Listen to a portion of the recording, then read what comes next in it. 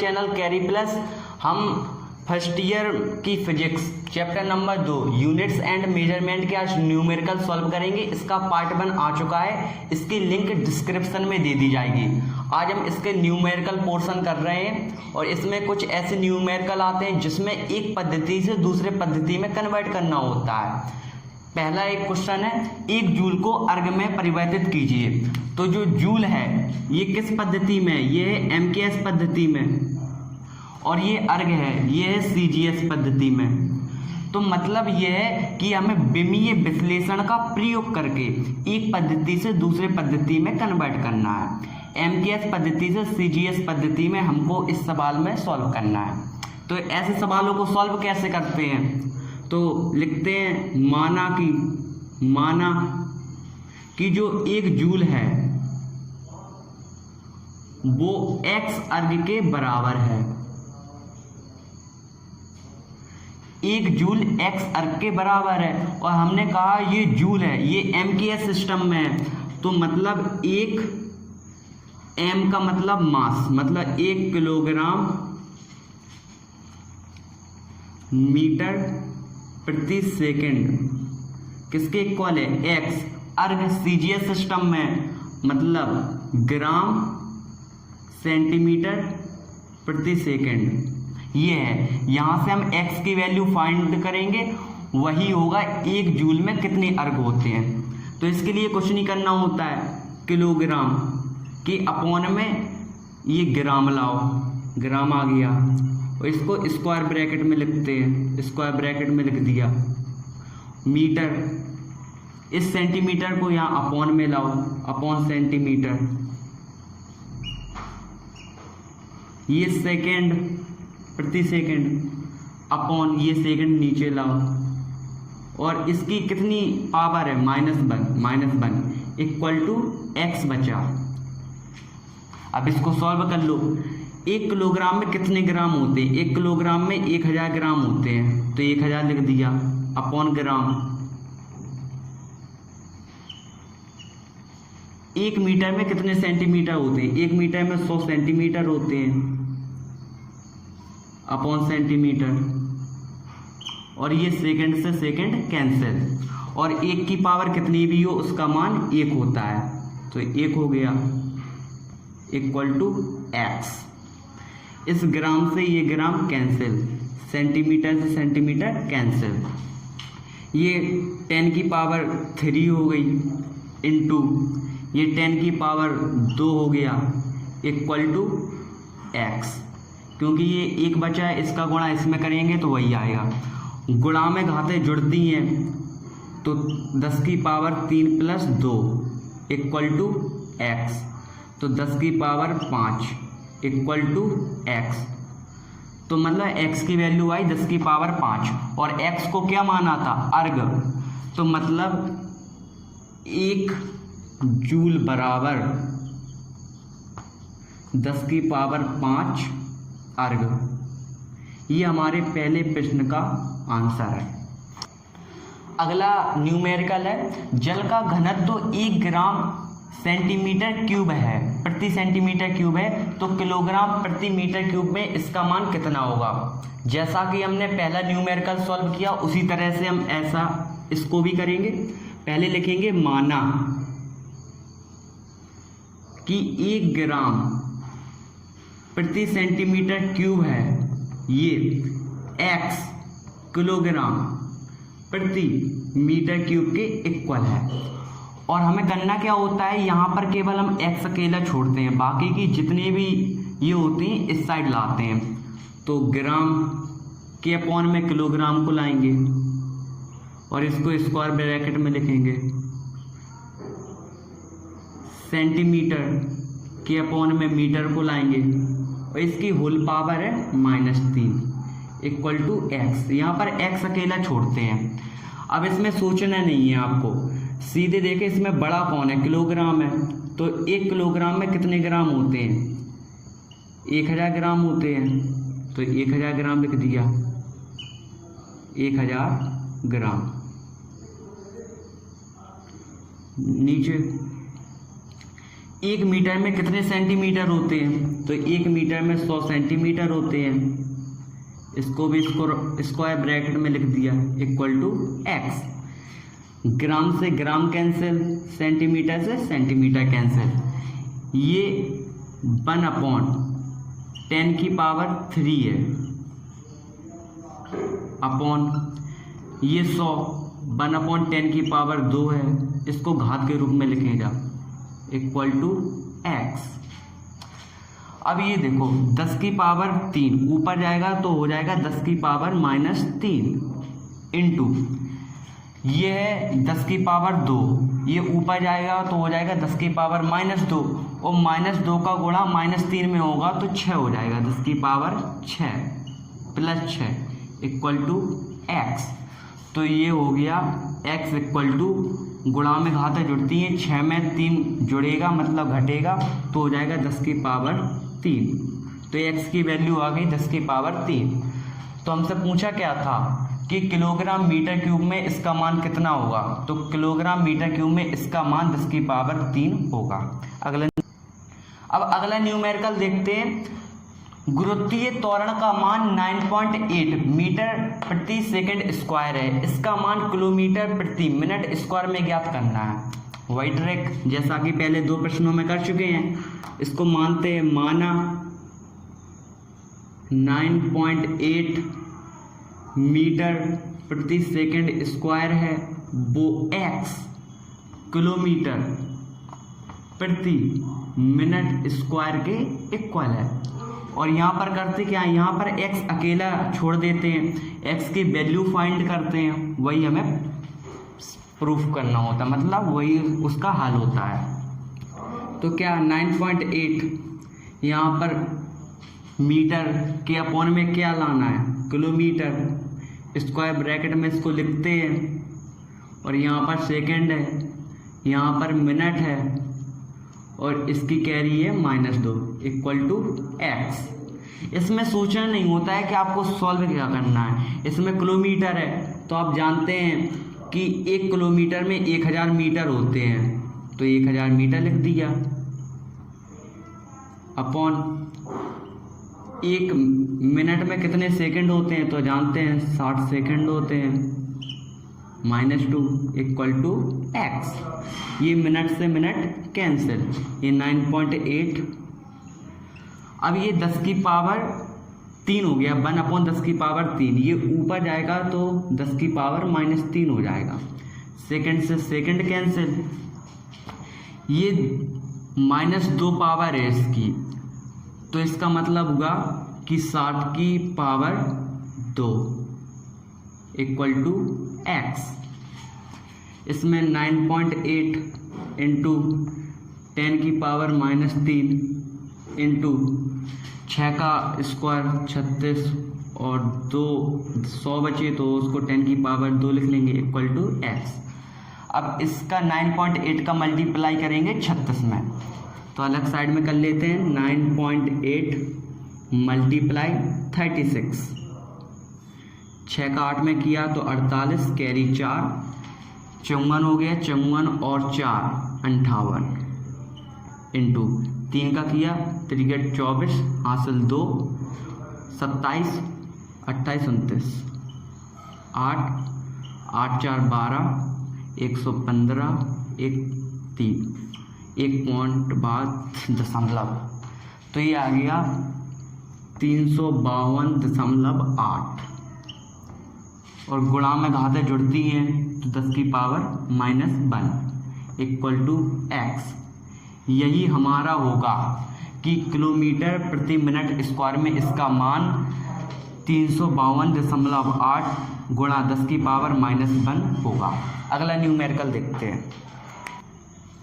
अगला न्यूमेरिकल देखते हैं चौथा। यदि दाब P, आयतन V तथा तापमान थीटा के मध्य संबंध P + α/v² equal beta theta upon V हो, जहां अल्फा तथा बीटा नियतांक हो अर्थात कांस्टेंट हो, तो बीटा की विमा ज्ञात करनी है।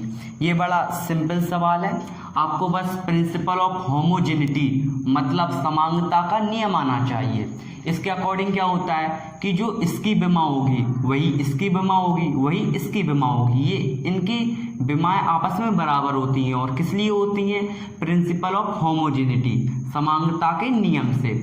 तो हमें बीटा की विमा चाहिए, तो इसमें हम कर क्या सकते हैं, हम इस प्रेशर मतलब दाब की विमा और इस पूरे की विमा आपस में इक्वल रखेंगे, तो बीटा की विमा आ जाएगी। ये इसमें हमें करना है। तो क्या लिखेंगे, जो हमारे P की विमा होगी वो बराबर किसके होगी, beta upon theta upon V, इन सब की डायमेंशन के। अब देखो ये बीटा है, तो बीटा की विमा तो चाहिए, तो इसको सेपरेट कर लिया। ये v यहाँ भाग में है, यहाँ पे जाएगा तो मल्टीप्लाई में होगा, तो यहाँ पहली से p की विमा है। अब ये v की विमा यहाँ मल्टीप्लाई में गई, तो v की विमा अपॉन ये बचा थीटा, तो थीटा अकेला। अब ये है p होता है दाब। दाब का फॉर्मूला आप जानते हैं, दाब का फॉर्मूला होता है फोर्स अपॉन एरिया, और जबकि फोर्स का जो विमीय सूत्र होता है mL/(2) अपॉन एरिया होता है हमारा L²। एक L से एक L कट जाएगी, तो इसको लिखेंगे mL/(1) ये हो जाएगा दाब का हमारा mLT के रूप में परिवर्तन। तो P की जगह लिखेंगे ये mL/(1) स्क्वायर ब्रैकेट में लिखते हैं। V होता है हमारा वॉल्यूम, आयतन। तो हमने पढ़ा है कि द्रव्यमान बराबर आयतन गुणा घनत्व, आयतन गुणा घनत्व। अब यहाँ हमें आयतन की वैल्यू चाहिए, तो ये घनत्व जाएगा यहाँ पर भाग में, तो आयतन बराबर होगा द्रव्यमान बटे घनत्व के। और द्रव्यमान का आप जानते हैं m होता है अपॉन घनत्व। घनत्व होता है हमारा, हाँ आयतन चाहिए था, अच्छा सीधे इसमें लिख सकते हैं हम यहाँ पे L3, क्योंकि आयतन है, अपॉन थीटा। ये ट्रिक करने की जरूरत नहीं है आपको, आयतन पूछा है तो सीधा L3 लिख सकते हैं। अब यहाँ से ये L की पावर -1 है, ये L की पावर क्यूब है, एक घात इससे कम हो जाएगी, तो mL²((2) ये थीटा अपॉन में ऊपर जाएगा तो थीटा की पावर -1, यही इसकी विमा होगी। बीटा की विमा पूछा था, विमा को ऐसे स्क्वायर ब्रैकेट में लिखते हैं। अगला न्यूमेरिकल देखते हैं, चौथा होगी और वही इसकी विमा होगी, तो यहाँ से हमें ए मिल जाएगा, क्योंकि जब हम इसकी विमा और इसकी विमा आपस में इक्वल करेंगे तो ए की विमा में मिल जाएगी, और उसके बाद इसकी और इसकी विमा आपस में इक्वल कर देंगे तो हमें बी की विमा मिल जाएगी। चलो आगे सॉल्व करते हैं कि एक्स की जो विमा होगी, एक्स की जो विमा होगी वो ए की जो विमा होगी और टी की विमा होगी उसके इक्वल होगी। विमा को ऐसे स्क्वायर ब्रैकेट में लिखते हैं। अब देखो एक्स की विमा, एक्स मीटर में है तो मीटर लेंथ हो गया, ए की विमा फाइंड करनी है। टी क्या है, टी है हमारा सेकंड में, तो मतलब टी, मतलब अब ये आएगा यहाँ पे भाग में, तो ए की जो विमा होगी वो एल की विमा होगी अपॉन टी की विमा आएगी भाग में, तो ये हो गया हमारा L(T)⁻⁻1, ये हमारी आ गई ए की विमा। अब इसको हम एम एल टी के फॉर्म में लिखते हैं, तो m तो यहाँ पर है ही नहीं, तो यहाँ पर लिखेंगे m0 l 1 t -1। ये आ गई हमारी ए की विमा, पहला पार्ट हो चुका है हमारा। अब अगला, ए की विमा तो फाइंड कर दी, अब बी की विमा कैसे निकालेंगे? जैसा ये किया वैसे ही हम बी की करेंगे। तो ए की एक्स की विमा बराबर होगी किसके? डी टी स्क्वायर के, मतलब बी की विमा के और टी स्क्वायर की विमा के। बी की विमा निकालनी है तो इसको सेपरेट कर लिया, अलग लिख लिया। एक्स की विमा, एक्स मीटर में था तो लेंथ हो गई इसकी विमा, और ये गुणा में ये भाग में जाएगा, टी स्क्वायर क्योंकि सेकेंड है तो टी रेज टू पावर 2, तो ये हमारा बन गया L T raise to power -2। ये हमारी आ गई बी की विमा। तो यहाँ पर एम एल टी के फॉर्म में लिखना है, तो ये आ जाएगा m0 l1 T raise to power -2। ये आ गया एम एल टी के फॉर्म में। अगला न्यूमेरिकल है, इसमें पूछा है कि श्यानता गुणांक का विमीय सूत्र है। ये सर्वाधिक प्रश्नों में पूछा जाता है क्योंकि इसकी विशेषता होती है श्यानता गुणांक होता क्या है। तो इसके लिए थोड़ा डिटेल दे दें आपको कि एक होता है स्टोक का नियम।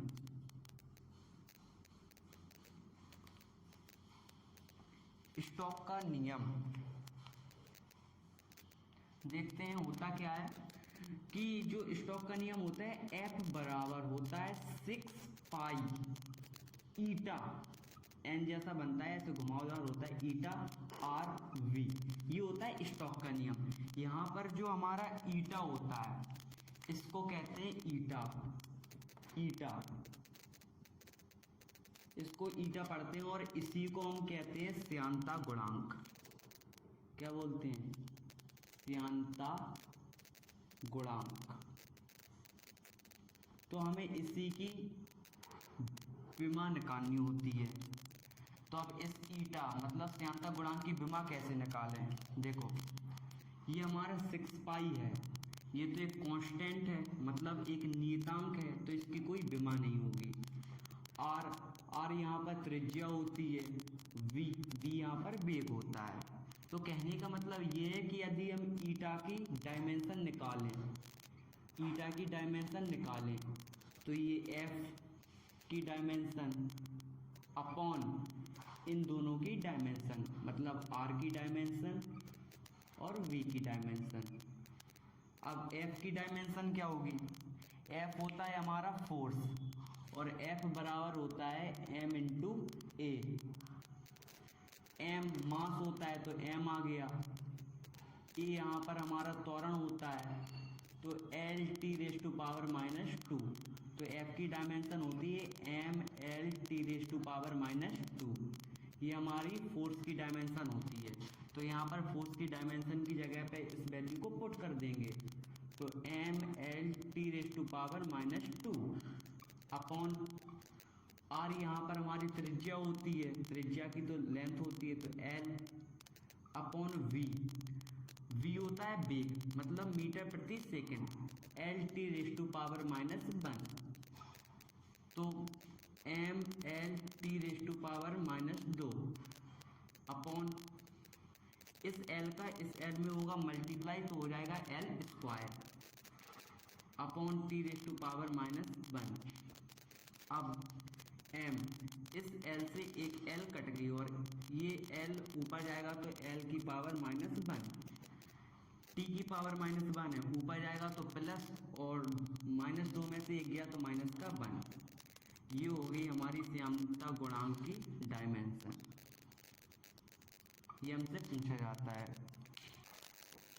अगला न्यूमेरिकल है 7वां कि समीकरण s बराबर ut plus half at square की जांच कीजिए कि ये जो इक्वेशन लिखी है ये सही है कि नहीं है, जहां s दूरी, u वेग तथा t समय है, a त्वरण है। तो इसमें हम कैसे प्रूव करेंगे कि ये जो इक्वेशन लिखी है s बराबर ut plus half at square. ये जो हमारा समीकरण लिखा है ये सही है कि नहीं है, इसकी हमें जांच करनी है। तो जांच कैसे करेंगे? प्रिंसिपल ऑफ होमोजेनिटी, समानता का नियम की जो इसकी विमा होगी एस की, वही यूटी की विमा होगी, वही हाफ ए टी स्क्वायर की विमा होगी। तो इसके लिए हम क्या करते हैं, LHS और RHS निकालते हैं। केवल हम इसमें इन दोनों की निकालेंगे, इसमें इसकी विमा निकालेंगे और एस की विमा निकालेंगे। ये आपस में बराबर हों तो हम कहेंगे कि ये समीकरण सत्य है। तो चलो पहले लिखते हैं LHS की विमा। LHS की विमा निकाल रहे हैं तो LHS में क्या है, LHS में S है तो S की डायमेंशन, और S है क्या, S है हमारी दूरी। तो S दूरी है तो दूरी तो L लिखते हैं ना, L होती है, L आ गया। ये LHS की विमा होगी। अब लिखेंगे RHS की विमा, RHS की विमा। RHS में या हम ये ले लें या ये ले लें, कोई एक ले लें। तो U की विमा और T की विमा। U क्या है, U हमारा है वेग, और वेग मीटर प्रति सेकंड, LT⁻⁻1। T क्या है, T है हमारा समय, समय हो गया T। ये T है, ये T⁻⁻1 है, इस T से ये T कैंसिल हो जाएगा, बचा L। अब देखो LHS की विमा ली थी उसमें L आया था, RHS की विमा ली उसमें भी L आया। तो नीचे हम लिखेंगे कि जो LHS की विमा है, LHS की विमा है वो बराबर है RHS की विमा के, बराबर RHS की विमा। जब ये LHS की विमा और RHS की विमा आपस में बराबर हैं तो हम कहेंगे कि यह समीकरण कैसा है। इसलिए दिया गया समीकरण कैसा है, सत्य है। जांच करनी थी ना। 8वां बोल्ट्जमैन कांस्टेंट की विमा है। इसमें बोल्ट्जमैन नियतांक की विमा निकालनी है। तो सबसे पहले जाने बोल्ट्जमैन कांस्टेंट होता क्या है। एक फॉर्मूला होता है E = 3/2 kT। फॉर्मूला है E = 3/2 kT। इसमें जो K होता है यही हमारी बोल्ट्जमैन कांस्टेंट होता है। इसी को हम बोलते हैं बोल्ट्जमैन नियतांक, इसी को बोलते हैं बोल्ट्जमैन नियतांक। इसी की विमा निकालनी है। तो कैसे निकालें, ये 3/2 तो हमारा विमाहीन है क्योंकि इसमें कोई विमा ही नहीं है। T यहाँ पर टेम्परेचर होता है, E यहाँ पर एनर्जी होती है। तो कुल मिला के बात यह है कि अगर हमें K की विमा चाहिए तो वो होगा E की विमा अपॉन टेम्परेचर की विमा। अब एनर्जी की विमा कैसे निकालें, एनर्जी हम ऐसे निकाल सकते हैं E = mc²। ये पढ़ा था ना आइंस्टीन का द्रव्यमान ऊर्जा समीकरण। m यहाँ पर मास होता है, c², L² T⁻², ये इसकी आ गई विमा E की। तो E की जगह पुट कर देंगे mL² T⁻² अपॉन T यहाँ पर टेम्परेचर होता है जिसको कि थीटा से रिप्रेजेंट करते हैं। तो एक साथ इसको स्क्वायर ब्रैकेट में लिखें mL² T⁻²θ⁻1। ये आ गई हमारी बोल्ट्जमैन कांस्टेंट की विमा। ये हमसे कई बार पूछता है, ऑब्जेक्टिव क्वेश्चन में कई बार पूछा जाता है, 1 नंबर में भी पूछा जाता है। देखते हैं 9वां न्यूमेरिकल है।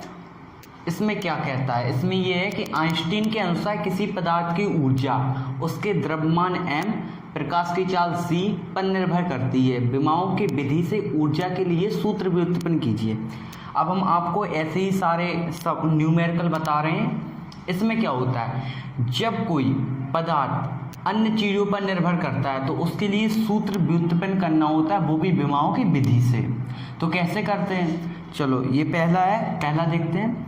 किसी पदार्थ की ऊर्जा को ई से प्रदर्शित करते हैं, ई, ठीक, उसके द्रव्यमान m और प्रकाश की चाल c पर निर्भर करती है, और निर्भर करती है तो इसमें प्रोपोर्शनल चिन्ह लगाते हैं और यहाँ पर विमाएं डालते हैं, ma c b।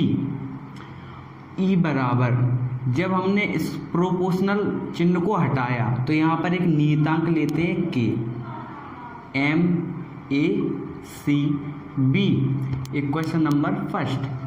अब हम दोनों की विमाएं रखते हैं, यहाँ पर ई की डायमेंशन इक्वल के नियतांक है, m की डायमेंशन और c की डायमेंशन। ई चूंकि हमारी ऊर्जा है और ऊर्जा का हम फॉर्मूला पढ़ चुके हैं, कैसे निकालते थे, E equal to M C square, M mass c square L square T raise to power -2 metre प्रति सेकंड होता है ना। तो अब इसको कैसे सॉल्व करें आगे, तो ये देखें, E की डायमेंशन तो ये है M L square T raise to power -2 equal K, M चूँकि मास है तो एम ही रहेगा, सी प्रकाश की चाल है तो मीटर प्रति second L T raise to power -1। अब M L square T raise to power -2, इसको स्क्वायर ब्रैकेट में लिखते हैं, इक्वल के एम ए हो गया, ये एम ए, और ये हो गया एल बी टी की पावर -p। अब कर देते हैं हम तुलना, चाहे इसको एक साथ लिख लो एक ही ब्रैकेट में, M L square T raise to power -2 equal K M A L B T -b। अब कर देंगे हम तुलना, लिखेंगे तुलना करने पर, तुलना करने पर। अब हमने तुलना की तो यहाँ m के ऊपर कितनी घात है, 1 है, यहाँ m की a है, तो प्रिंसिपल ऑफ होमोजेनिटी से a जो होगा 1 के बराबर होगा। l की पावर b है, यहाँ l की पावर 2 है, तो b बराबर हो जाएगा 2। तो हमें a और b की वैल्यू मिल चुकी है। अब a और b की वैल्यू हम कहाँ पर रखेंगे, समीकरण नंबर फर्स्ट में, तो यहाँ पर लिखेंगे समीकरण, यहाँ पर लिखेंगे समीकरण फर्स्ट से।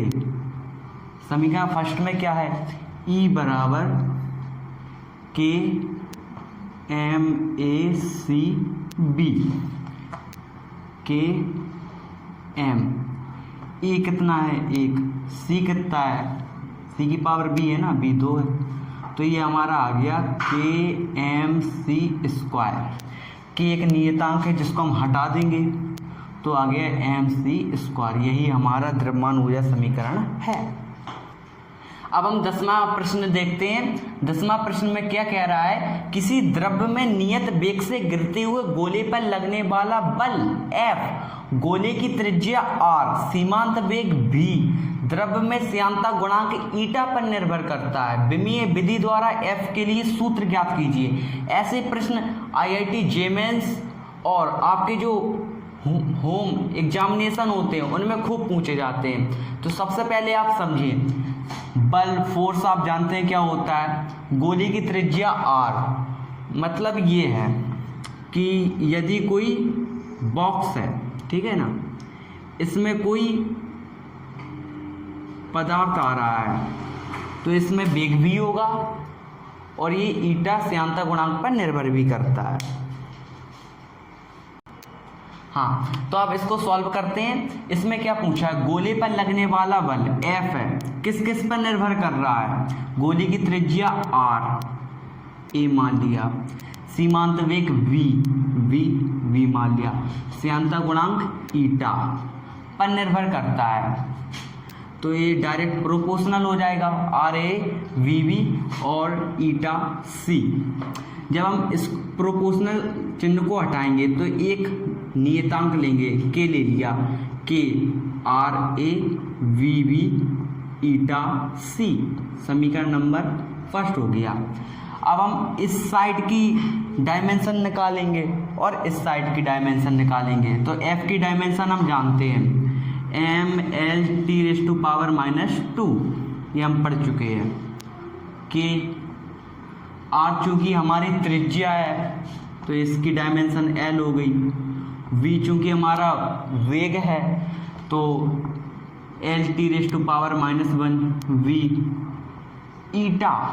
ईटा क्या है, ईटा एक होता है श्यानता गुणांक, इसको निकालेंगे कैसे, ईटा की वैसे डायमेंशन हम निकाल के बता चुके हैं, F/6 पाई ईटा RB ऐसे निकलती है। F की mLT⁻² upon R length into LT⁻⁻1, L से L कैंसिल, तो mL1T, ये माइनस की ऊपर जाएगी प्लस T⁻⁻1, ये उसकी विमा होती है। हाँ, ये उसकी विमा होती है। अब ईटा की क्या हो गई विमा, ये हो गई mL⁻⁻1 T⁻⁻1 whole power C। ठीक है, mL⁻⁻2 इक्वल के, अब इसका मल्टीप्लाई, तो ये हो गया LA LB T⁻⁻B MC L⁻⁻C T⁻�C। अब इनको हम कंबाइन करके लिखेंगे, मतलब एक साथ लिखेंगे। ये हो गए mLT⁻², कंबाइन करके लिखा इन सबको। तो सबसे पहले आएगा MC, फिर आएगा L यहाँ पर भी है, यहाँ पर भी है और यहाँ पर भी है, तो गुणा में घातें जुड़ती हैं, तो A+B - C T -B - C। अब हम इसकी क्या कर देंगे, इसकी कर देंगे हम तुलना करने पर, यहाँ पर लिखेंगे तुलना करने पर। अब हम इसकी करेंगे तुलना, तो तुलना करेंगे तो ये जो विमाएँ होती हैं आपस में बराबर हो जाएंगी। तो देखो यहाँ m की पावर है 1, यहाँ m की पावर है c, तो c की वैल्यू हो गई 1, c की वैल्यू मिल गई। यहाँ t की पावर है -b - c, यहाँ है -2, तो ये हो जाएगा -b - c इक्वल -2, माइनस का भाग कर देंगे तो b + c इक्वल 2। यहाँ c की वैल्यू 1 दी है, 1 यहाँ पर रख देंगे, b + 1 इक्वल 2, तो b की वैल्यू भी आ गई 1। हमें c की वैल्यू मिल गई, b की वैल्यू मिल गई, a की वैल्यू और मिल जाएगी। l की पावर है यहाँ पर 1 और यहाँ है a + b - c, तो a + b - c इक्वल है 1। तो यहाँ b और c की वैल्यू रख देंगे, a + b की वैल्यू 1, c की वैल्यू +1 इक्वल 1। ये हो गए 2 और 1 में से 2 हो जाएगा तो माइनस का 1। तो आपको तीनों वैल्यू मिल चुकी हैं, a की वैल्यू मिल चुकी है, b की वैल्यू मिल चुकी है और c की वैल्यू भी मिल चुकी है। अब ये हम रख देंगे समीकरण नंबर फर्स्ट में, तो लिखेंगे समीकरण फर्स्ट से, समीकरण फर्स्ट से क्या है, F equal KRAVV eta C equal KRA, A की वैल्यू -1, V की वैल्यू 1, ईटा C 1, तो ये हो गया K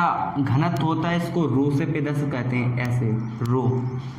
ये साइन आप क्लास 10th में पढ़ चुके हैं, रो। हाँ, फिर से सवाल पढ़ें। किसी माध्यम में अनुदैर्ध्य तरंगों की चाल v, प्रत्यास्थता गुणांक e, घनत्व रो पर निर्भर करती है। विमीय विधि से वेग v के सूत्र की स्थापना करनी है। वही कि जो v है किस किस पर निर्भर कर रहा है? हाँ, प्रत्यास्थता गुणांक e पर निर्भर कर रहा है, तो इसको e a मान लो, घनत्व रो v मान लो। जब हम इस प्रोपोर्शनल चिन्ह को हटाएंगे तो एक नियतांक लेते हैं k, e a row b। अब इसकी डायमेंशन और इनकी डायमेंशन रखते हैं, तो v की डायमेंशन इक्वल हो जाएगा k की नहीं होती है, e की डायमेंशन पावर a है, रो की डायमेंशन पावर v है। v की dimension L t⁻⁻1 equal k। e की डायमेंशन हम निकाल चुके हैं, ये है m L⁻⁻1 t⁻⁻2 whole power a। Rho की है m L - b L t⁻⁻1 equal k m a L - a t-2a। अंदर गुणा कर देंगे m b L - 3b। अब इनको कंबाइन करके लिखेंगे, अर्थात एक साथ लिखेंगे, तो ये हो गया L t⁻⁻1 इक्वल, ये हो गया k। इसमें देखें m a + b L। समीकरण फर्स्ट से अब वैल्यू तो पता चल चुकी है, अब इनको पुट करना है। समीकरण फर्स्ट से है v बराबर k e a row b। अब यहाँ पर a और b की वैल्यू रख देंगे, तो v बराबर k e a कितना है, a है हमारा हाफ, रो v कितना है -हाफ का होता है, हाफ का मतलब होता है आधा, आधा का मतलब अंडर। तो ये k, ये e अपॉन रो, माइनस का मतलब अपॉन में जाएगा और हाफ का मतलब अंडर। कि एक नियतांक है, इस नियतांक को हम छोड़ भी सकते हैं, ये हमारा हो गया प्रूफ कि v बराबर के under root E upon rho, ये होगा। तो आपको यह वीडियो कैसा लगा? यदि आपको यह वीडियो अच्छा लगा हो तो हमारे चैनल को लाइक, शेयर और सब्सक्राइब जरूर कीजिएगा। आपको ऐसी ज्ञानशील वीडियो मिलती रहेंगी। आज हमारा देश कोरोना वायरस चल रहा है और इस संकट काल में लोग स्टडी नहीं कर पा रहे हैं, और हमारा चैनल ऐसी वीडियो आपको प्रोवाइड कराएगा जो आपके ज्ञान को बढ़ाएंगे। तो आप बेल आइकन को प्रेस कर दीजिए। यदि आप हमारे चैनल पर नए हैं तो आप वीडियो देखिए, आपको पता चलेगा कि हमारा कितना अच्छा कंटेंट है।